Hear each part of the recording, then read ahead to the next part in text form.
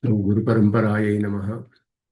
Om Apyayantu Mamangani Va Pranaschakshushrotramatho Balamindriyani Cha Sarvani Sarvam Brahma Upanishadam Aham Brahma Nirakuriyam Mama Brahma Nirakarota Nirakaranastu Anirakaranam Mestu Tadatmani Nirate Upanishatsu Dharmaha Te Mayi Santu Te Mayi Santu Om Shanti Shanti Shanti.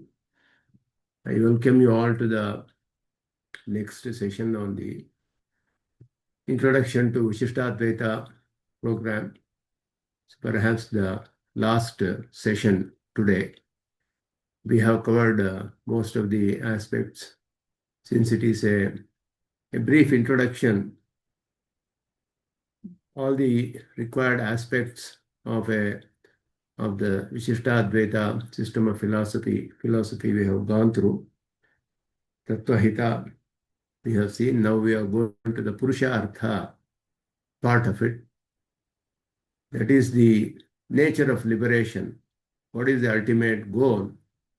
And how will that be? What will happen in that state when one gets liberated from this cycle of birth and death? What will be the nature of experience there, whether there will be any experience and all those things. So that is the moksha swarupa that we are going to talk about today. The ultimate goal of Jivatman is attaining Paramatman. All jivas are subservient to Paramatman. That is told by Upanishads very clearly. And Paramatman is the absolute master, Sarvasheshi is told. And everything is Sheshabhuta, that is subservient to him. Patim Vishwasya, Upanishads say in so many ways. And everything belongs to him, it is his. There exists the relation of master-slave between Paramatman and Jivatmans. So by very nature, the duty of jivas is to perform service at the feet of the master, who is the Supreme Brahman. In order to reach that stage of realization, the Prakriti is an obstruction and it has to be got rid of. And that has come due to our own karmas. In order to experience the fruits of the karmas, we have been given a body and sense organs and all this. And we are enjoying the fruits of our karmas.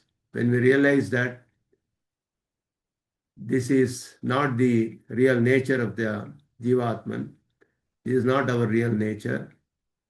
This is due to karma only that we are associated with this body and all that. And there is a way to get rid of this association with matter and be liberated once for all. So Upanishads teach two ways by which one can escape this samsara, bhakti yoga and prapatti. They are called the sadhanas, the means. And by performing one of these, both have got same benefit ultimately. And within bhakti yoga, there are many varieties of bhakti yoga which are taught. All have got the same benefit. And it is performed once, but the nature of bhakti yoga and prapatti are very different. The other karmas that are found in the earlier part of the Vedas, the yajnayagas and all that, they give limited benefits. So they can be performed many times. While bhakti yoga or prapatti, they give the benefit, the ultimate benefit. There is nothing beyond that. And that benefit also of the nature of eternal, that is, it's forever. So there is no question of doing something else for attaining any other benefit at all, once these are done. And one of these only have to be done because both have the same, they give the same fruits. And so the stages in the attainment of moksha are roughly like this. We can trace it like this. First, we have to understand the knowledge of the realities. from the Shastras, because the knowledge of the realities are all supersensory objects, and we cannot know about the nature of realities either by perception or by inference, but only the Shastras can teach us, and that has to be acquired by resorting at the feet of a acharya, and then only we can acquire that in a proper way.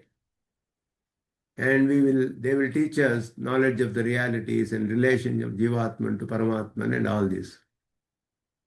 And then they also teach us that there is a way to get rid of this samsara, and this samsara is full of defect only.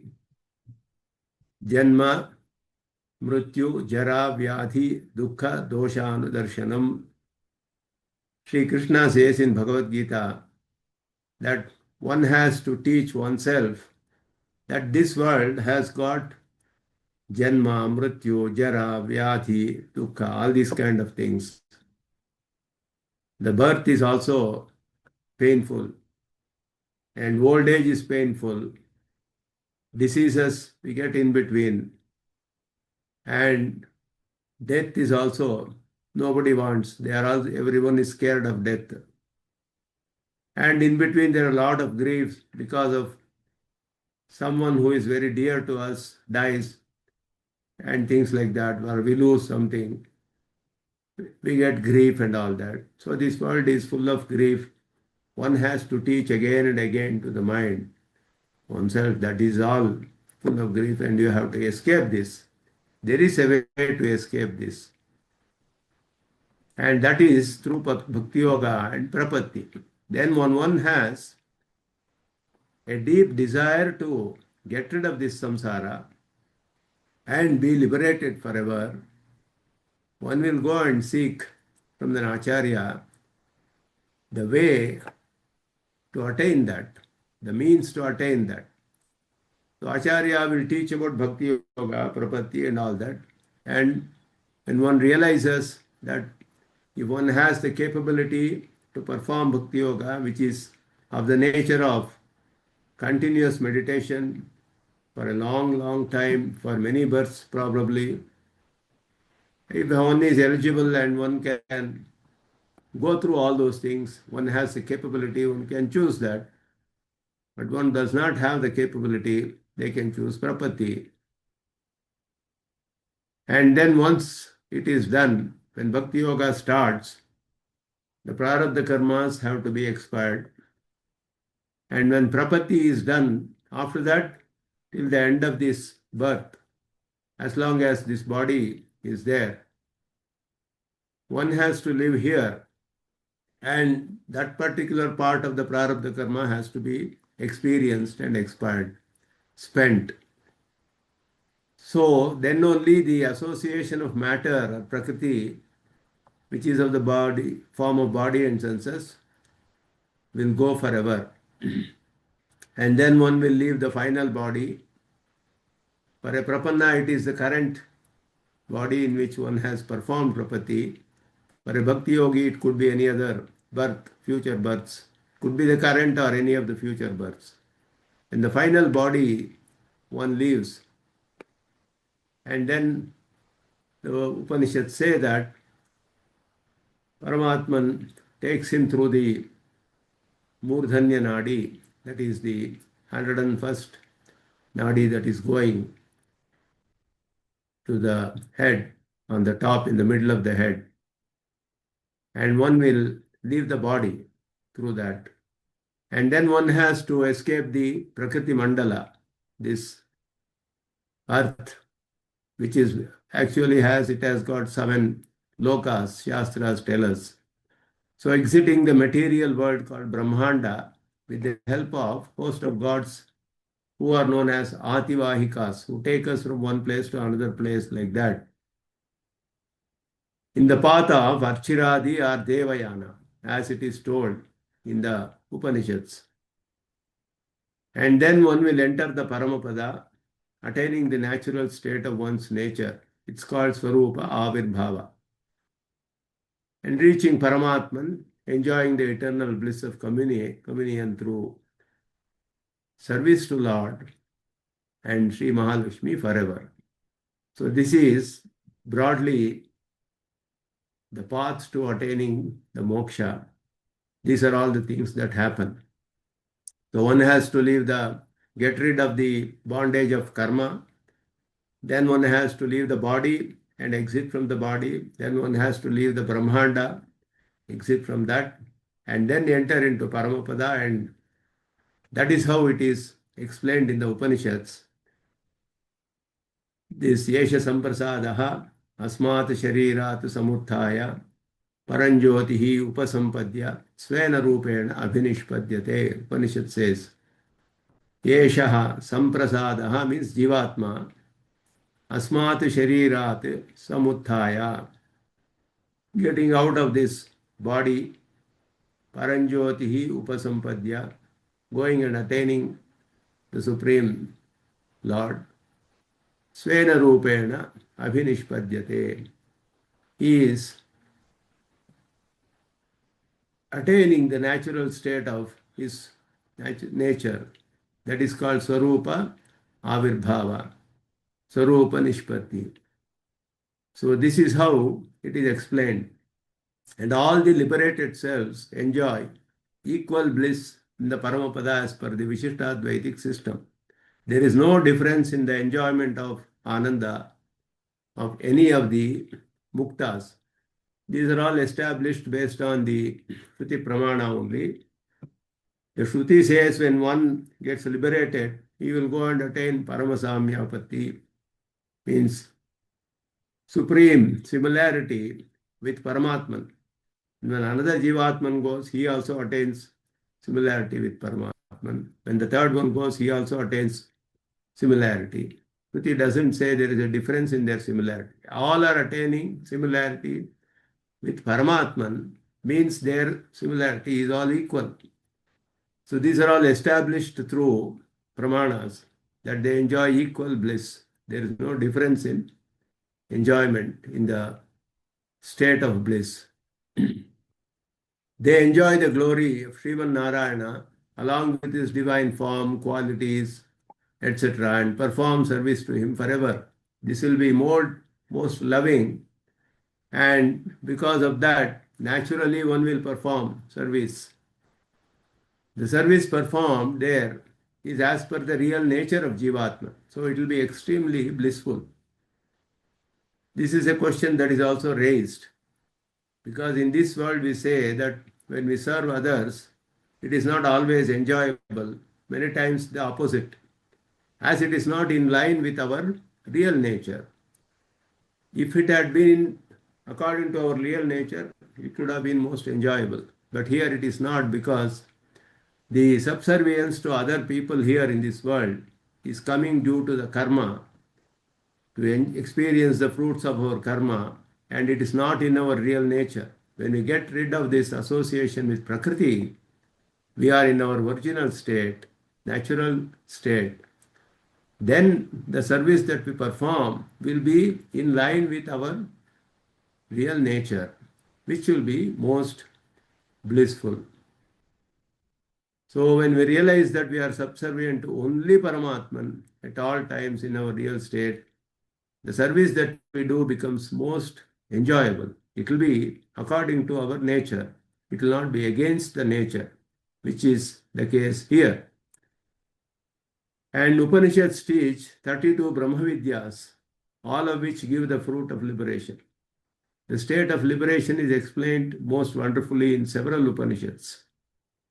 Just an example, the Chandogya Upanishad, 7th chapter, Bhuma Vidya. It says when one is liberated, one does not see anything else, hear anything else, know anything else, but forever one is enjoying the bliss of Paramatman. Anything else means anything other than Paramatman. Nanyat pashyati, nanyat shrunoti, nanyat vijanati, sa bhuma, it is told. That means he doesn't see anything else, means he is only enjoying Paramatman, is the meaning. And the liberated soul never returns to samsara again. declare the Upanishads, the Brahma Sutra, Bhagavad Gita, and all the other works. So this is a very important aspect also.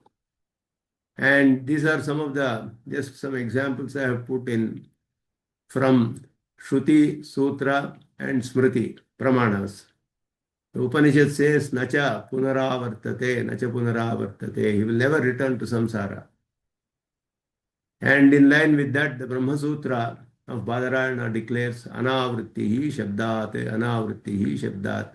Based on the Shruti Pramana, one who is liberated will never come back.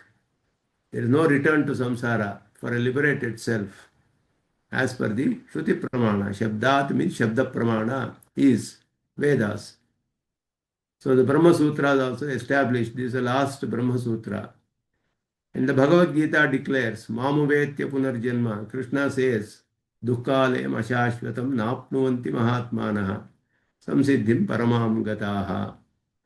After having attained me, the great liberated souls will not come back to this impermanent, grief-filled world of Prakriti as they have attained the ultimate goal. Paramam samsiddhim gataha. So moksha is not something which gets created newly for a self. Because anything that is created has to get destroyed. That is the general law, that once something is created, it is created with many parts, and so it cannot be eternal. Something that which is eternal cannot be created. So the moksha is, what is this moksha? Is it newly created? It is not newly created. The real nature of the Jivatman was covered by the veil of Prakriti. When that is removed, it will be in its natural state. The example given in the Brahma Sutras is something like a gemstone covered by dust. The gemstone's shine is completely covered by dust. When the dust is removed, the brightness is not newly created. It is just in its natural state. It shines forth when the dust is removed. The same way, the Jivatman's Dharmabhuta Jnana, the attributive consciousness, which is covered and contracted due to the veil of Prakriti, which has come to us in association with that because of the karma. And when that is removed, it will be in its natural state. It is not something that is newly created. So it is eternal. And that is how it is. And when the veil of Prakriti is removed, his nature will be in the fully evolved natural state. So that is how the state of liberation is explained. And in some of the Puranas and all that we see, and also in some of the Shruti Vakyas, different states of moksha looks like they have been told Salokya, Sarupya, Samipya, and Sayujya. Salokya means being in the same world. Sarupya means having a similar form. Samipya is being nearness to Paramatman. Sayujya is similar attributes. Samana gunakaha sayuk. Sayujo bhavaha sayujyam. Sayujya means samana gunakatva, having similar qualities. So this is said to be the ultimate goal, sayujya, and the liberation that is told in the Upanishads includes all these things, because a liberated self goes to Paramapada, he attains Salokya. He can take any form. He gets a form similar to Paramatman also, if he wants. And he is near Paramatman, and he is having similar attributes as Paramatman. So the similarity is in certain aspects only. No two objects can be similar in every aspect. Similarity is in certain aspect. what is that aspect in which a Jivatman attains liberation with similarity with Paramatman? He will have the 8 qualities in its natural state, 8 attributes, just like Paramatman, apahata papma, vijaraha, vimrutyuhu, vishokaha, vijighatsaha, apipasaha, satyakamaha, satyasankalpaha. So he will be devoid of he will not have any defect, even in his attributive knowledge. His substantive knowledge is never tainted, even in the state of samsara. In the bound state also, his swarupa is parishuddha always, and it is avikari, whereas his attributive knowledge undergoes contraction, expansion because of the effects of karma. Whereas in the state of liberation, it is fully evolved, so it doesn't have any defect or old age or death or grief or anything like that, thirst or hunger. And he can desire anything he wants, he will get it. Just by mere willing, he can get anything. Satya sankalpaha, satyakamaha, it says. So the mukta has all these attributes. Satya sankalpaha means can he also desire to create the world? That is not possible, Upanishad says. In the Brahma Sutra also it is established. He cannot create world, etc. And Jagad Vyapara Varjam, Upanishad says, Prakaranat Asannihitatvacha. He cannot create world and all that, because that kind of power he doesn't have. What is the similarity with Paramatman is in the experience of bliss. So though a mukta has attributes equal to Paramatman, he does not have the capability to create the world and so on. His experience of bliss is said to be equal to that of Paramatma.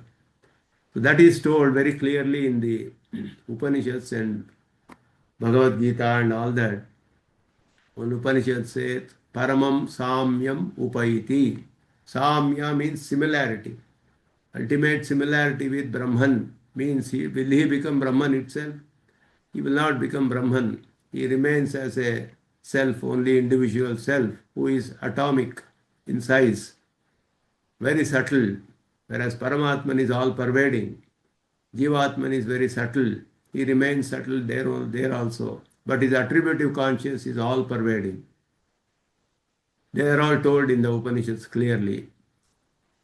And the Bhagavad Gita, the same is told as Mama Sadharmyam Agataha. Sadharmya means similar dharma, similar attributes. Attributes similar to mine. They attain attributes similar to mine. Sadharmya, Vaidharmya, we say.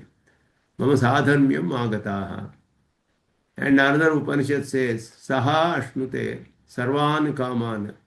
Saha Brahmana Vipaschita. Along with Brahman, along with the attributes of Brahman, the liberated self enjoys the omniscient Brahman, Vipaschita Brahmana Saha. All his wonderful, innumerable, auspicious qualities. And it is equal to Paramatman. So there is no identity in moksha, but similarity. That too in respect of experience of bliss. Paramam samyam upaiti means ultimate similarity, means no two objects can be similar in all aspects. It is in the aspect of experience of the bliss that Paramatman, out of his utmost ultimate compassion and his grace, he gives the Jivatman also the similar experience, ultimate bliss. That is how moksha is explained. It is clearly established also that liberated selves do not have the capability to create the world. Only Brahman is the Jagat Karana, cause of the world, etc. And whichever Upanishads is talking about creation of the world, everywhere only Brahman is mentioned. There is no mention of any individual self there. So all these are established in the Brahma Sutra by Badarayana, that this is the nature of the moksha, liberation, how it is. And the Jivatman gets all these powers. And the liberated selves Then the next question comes, how will they serve the Paramatma? Will they take any, will they have body or not? Not have any body.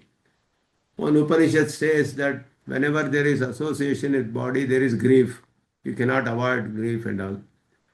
And when there is no body, one will not have any grief. So that is actually meaning the body which is got due to karma. But the Paramapada or the Vaikuntha is made of Shuddha Sattva. So that is a material which is Jnanatmaka, it is told in the Agamas, and which is not material, it is non-material.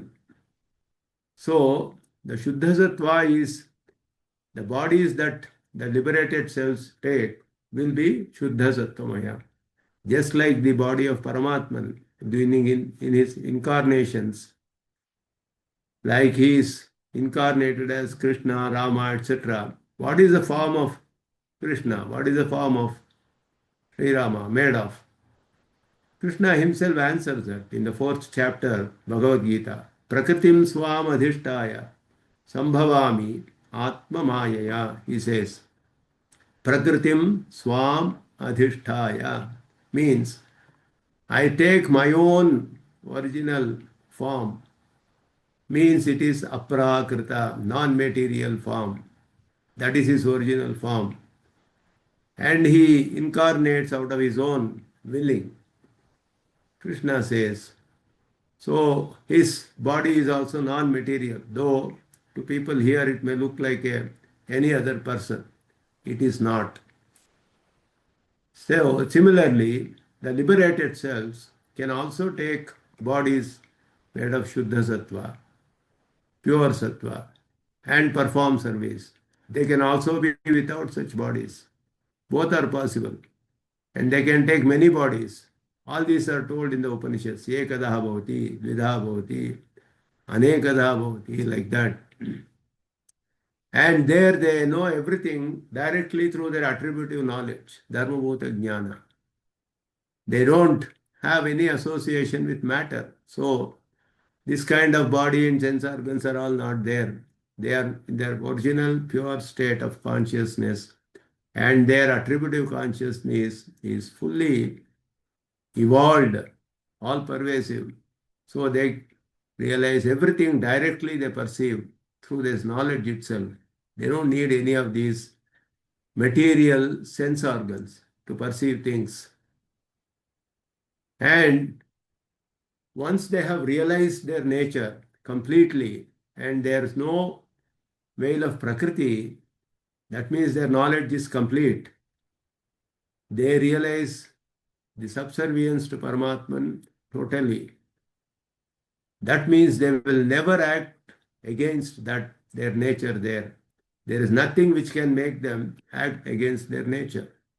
In Prakriti, we are caught in this samsara, and our previous impressions, reminiscent impressions of karmas that we have done earlier births and all, they pull us here and there.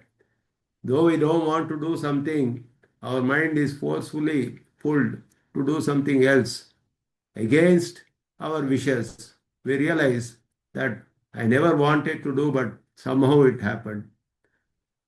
And whatever we do, we are not able to control that urge because it is all created by our own previous work that I have done. We have done again and again and again. That has created an impression in our dharmabhuta jnana, and that makes us again and again act. So Krishna says you have to control it yourself. Shanaihi, shanaihi, uparamet. Slowly you have to practice controlling yourself. It is possible and it has to be done once if one has to escape this world. So it is not that we cannot control our previous vasanas, karma and all that. It is definitely possible. And the entire Bhagavad Gita is true about that only. Sangam tyaktva. Give up attachment, give up desire in the fruits.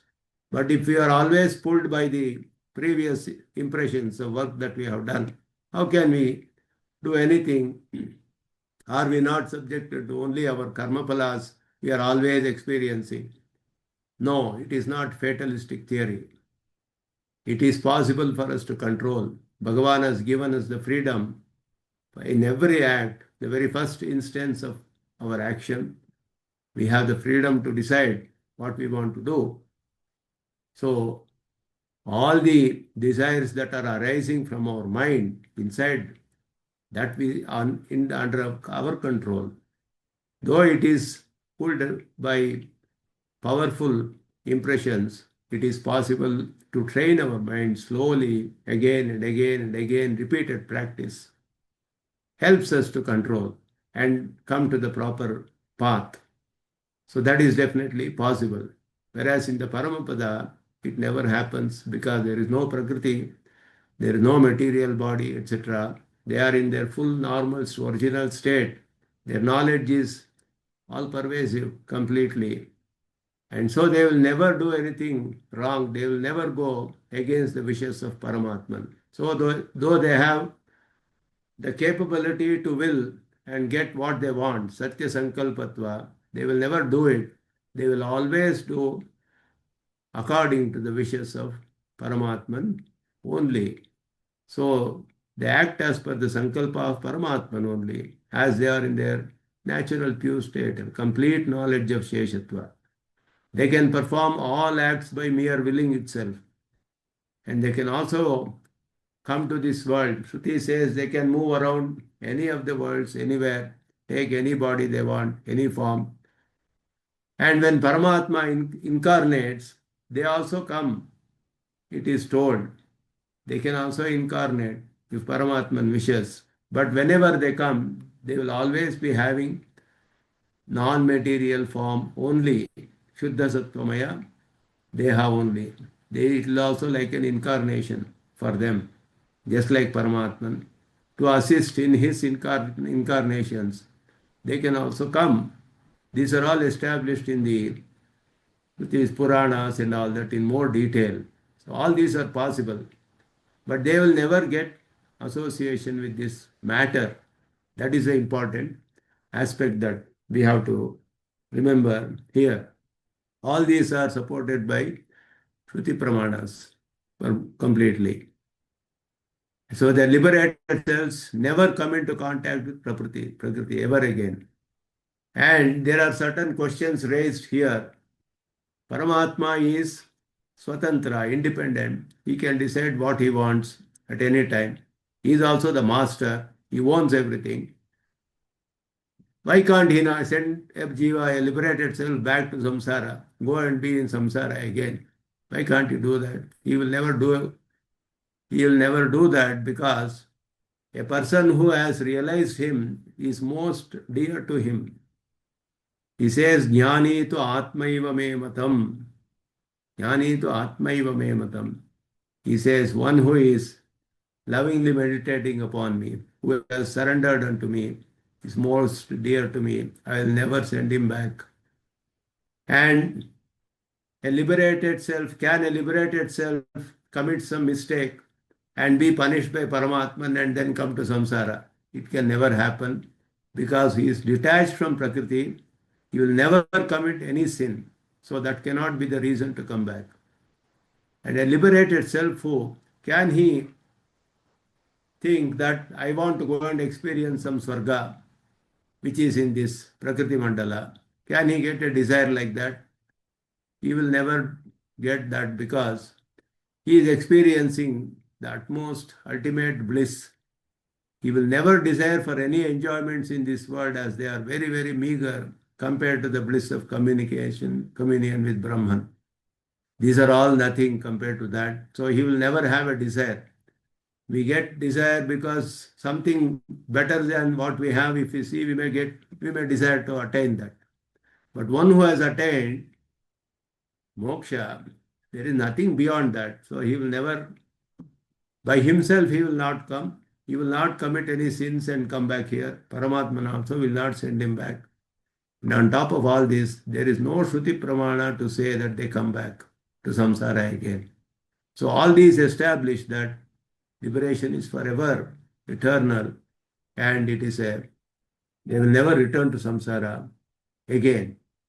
So that is one important aspect of liberation. So this is briefly we have gone through few aspects of liberation. These are all very explained in great detail in the Upanishads. In the fourth chapter of Brahma Sutras dedicated to this, there are four padas, four quarters in the last chapter of Brahma Sutra. There are four chapters in Brahma Sutra. The fourth chapter each chapter has four quarters. Pada they are called.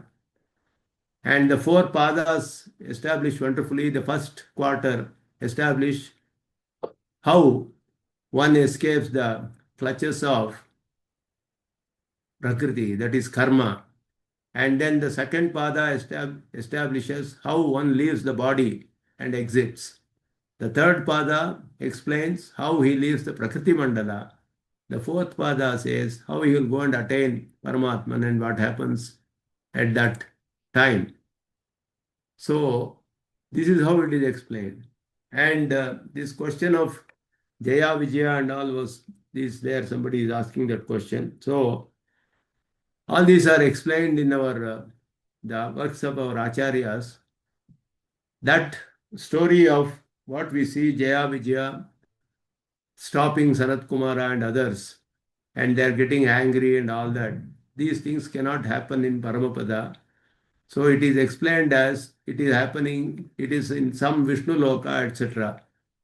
That is where it would have happened, because Sanat Kumara, Sanaka, Sanandana and all those people, they are all great yogis who are also in the Prakriti Mandala. They are not liberated selves.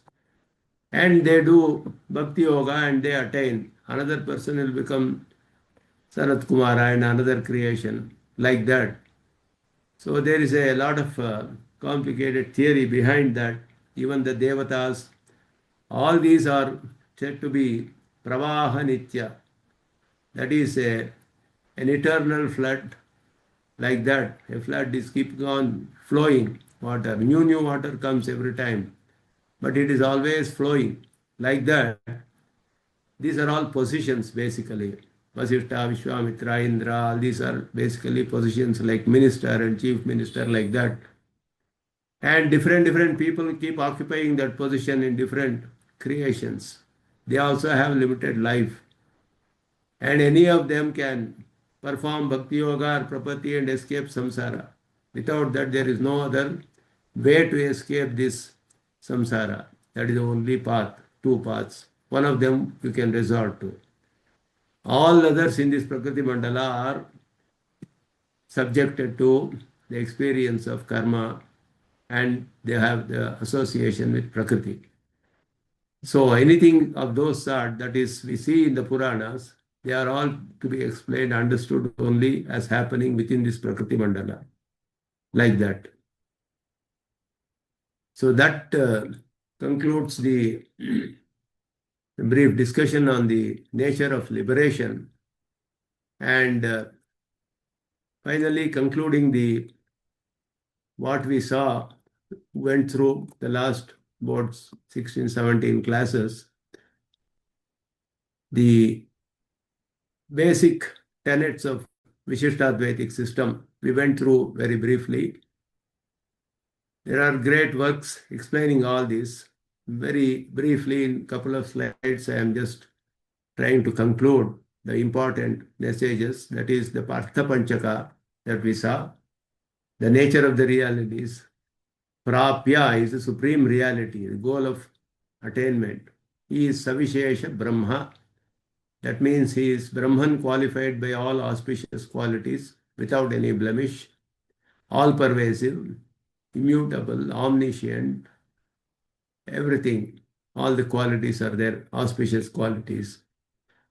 He is the supreme reality, along with Mahalakshmi, of course.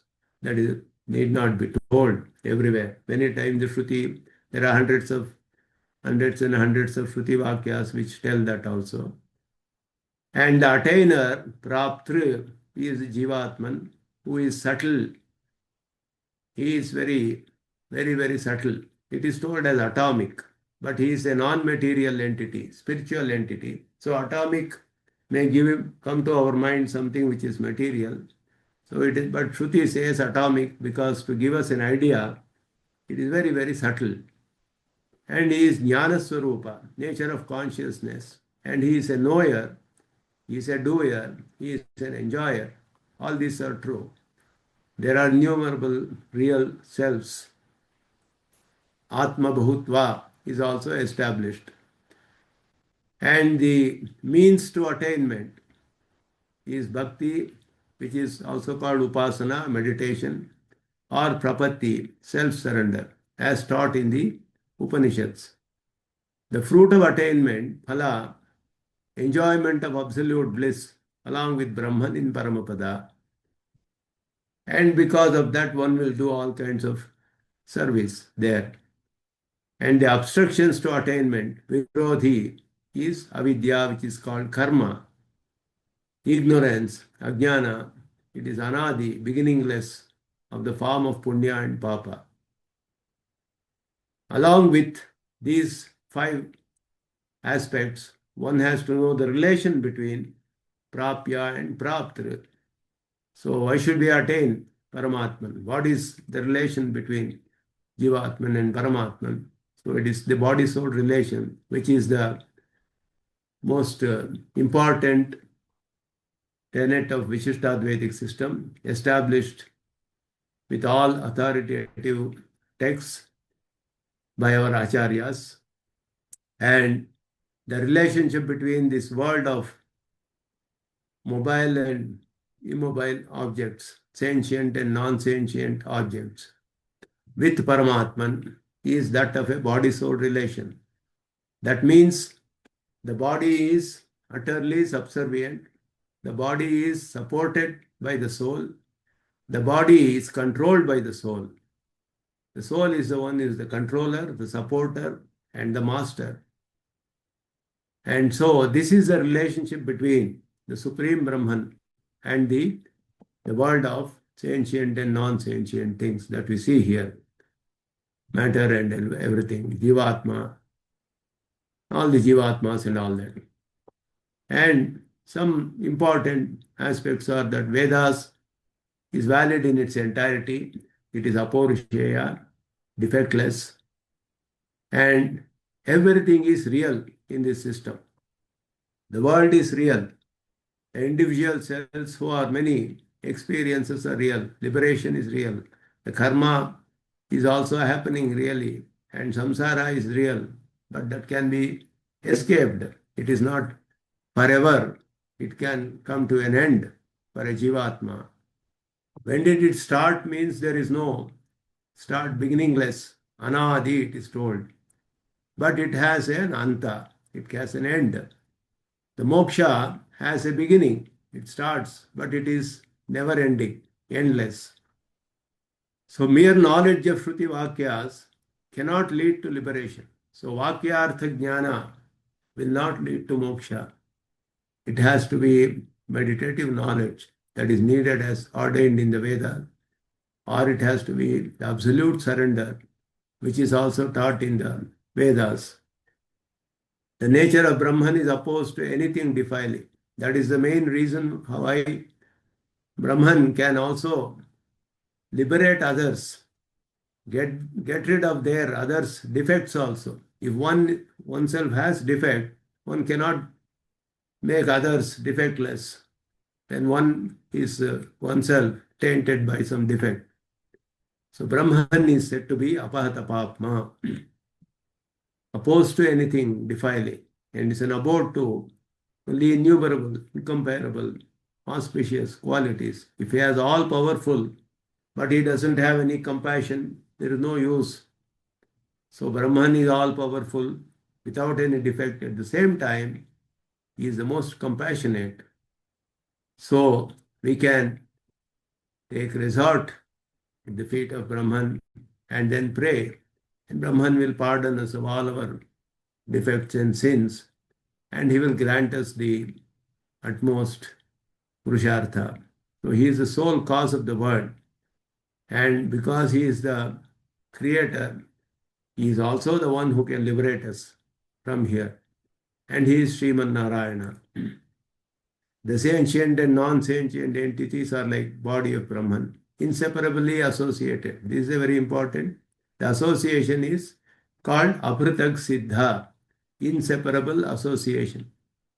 A sentient and non-sentient entities can never exist independent of Brahman. They are always ever inseparably associated with Brahman in all their states. And he is the inner controller of all. And liberation is by the grace of Brahman and through attainment of another world, Vaikuntha. So though we perform Bhakti Yoga and Prapatti, they are mere pretexts, because ultimately Brahman, who is pleased by the Prapatti that we have done or Bhakti Yoga that we have performed, Brahman, who is pleased by that, can only grant us the liberation. So it is the grace of the Brahman that is ultimately the ultimate means to liberation. But he cannot grant liberation to everyone. Those who have transgressed the Shastras also, those who are following the Shastras, he cannot treat them alike. So he is impartial. So he expects a pretext, a vyaja, it's called, of the nature of Bhakti Yoga or Prapatti. And whoever is desirous of liberation can perform one of these and then attain liberation. So that is how it is explained in the Upanishads. And liberated self experiences absolute bliss of Brahman forever along with him. And there are innumerable liberated selves in the Paramapada also. So this is a brief, some of the few points I just put to conclude the session. And with that, we have come to the end of this program. I have tried to very briefly explain all the important aspects of Visistadvaita in a condensed format. And of course, each topic is quite huge and discussed in so many works of our acharyas, etc. And after this, I would put a spreadsheet, a feedback form in a drive and share it. I would like feedback from all of you about the course and whether you would be interested in any further studies in which particular aspects or a particular work or things like that. And that feedback I would expect, and I would thank you all for have attended all these sessions, and I hope you have gained something more than what you had earlier, and it was beneficial. And with that, I conclude and leave the class for any questions and session. Thank you. I'll just enable, sorry. Yeah. Dhanyosmi Swami Srimati Ramanujan. Adiyan attended all sessions, and it was very, very blissful, in fact, to say that. And all the knowledge that that Devari have shared with we are really wonderful, Swami. Many things we learned. Adiyan Dasan. Thank you. Thank you. Adiyan Dasan. We had a very wonderful, knowledgeable experience. Even if it lacks our rupees, we can't get the experience. We are all very fortunate. We look forward for similar experiences from you. Many thanks. Ashtanga Namaskaram, Adiyan Dasan. Thank you. Thank you. Adiyan Swami. Thanks for the program. Though it was actually, you have touched upon the essentials, still they were very thorough. I would like to be part of this class if you have programs on Vedartha Sangraha. Okay. So let me take the feedback from all and see whether something can be taken up again. We will see. Namaskaram, Srimate Ramanujaya Namaha. I just want to also echo what all the others have said. Thank you very much for this wonderful, class, which is very, very insightful and informative. And I hope we will have many, many more such classes. I just maybe have a small follow-up question on the Jaya Vijaya issue. You said that they relate to Vishnu Loka. Yeah. But Vishnu is Sriman Narayana and Sriman Narayana is abode is Vaikuntham. So what is the difference between Vishnu Loka and Sri Vaikuntham? Vishnu Loka is said to be a Loka within the Prakriti Mandala. It is not in Paramapada. So there are many instances that are told in the Mahabharata or Srimad Bhagavata and all that, where these lokas are there, and then Sanat Kumara and all those people are there. Narada goes there, and all these instances are told, their dialogues and so many things. So it is one of these instances that it happens, and not in actual Paramapada. But who is the deity? I mean, who is in the Vishnu Loka? Vishnu, it is Mahavishnu. Vishnu himself can be there. Vishnu himself is there. He is there everywhere. So he also comes here. If Chaturmukha Brahma wants to talk to Vishnu, he has to go and stand near the Ksheerasagara, and Brahma, Paramatma Vishnu has to come there to talk to him. He cannot go beyond that because he is still in this world of, he is also a karma vashya. He is also bound by karma. Up to from Chaturmukha Brahma to the lowest being, all are bound by karma here. So they all have to perform some means and escape only. There is no other way. Brahma bhuvana lokaha punaravartinaha. Arjuna in Gita he says, Brahma bhuvana lokaha punaravartinaha. Again and again they are coming into this world. Unless they perform the means, they cannot escape this world. So that is all explained like that. Thank you. An excellent program, Swami. The presentation were far from what anyone can expect. I very much thank you for the presentation and look forward to many more. Aneka dasoham to you, Swami. Acharya Tirya Tirudilesara. Thank you.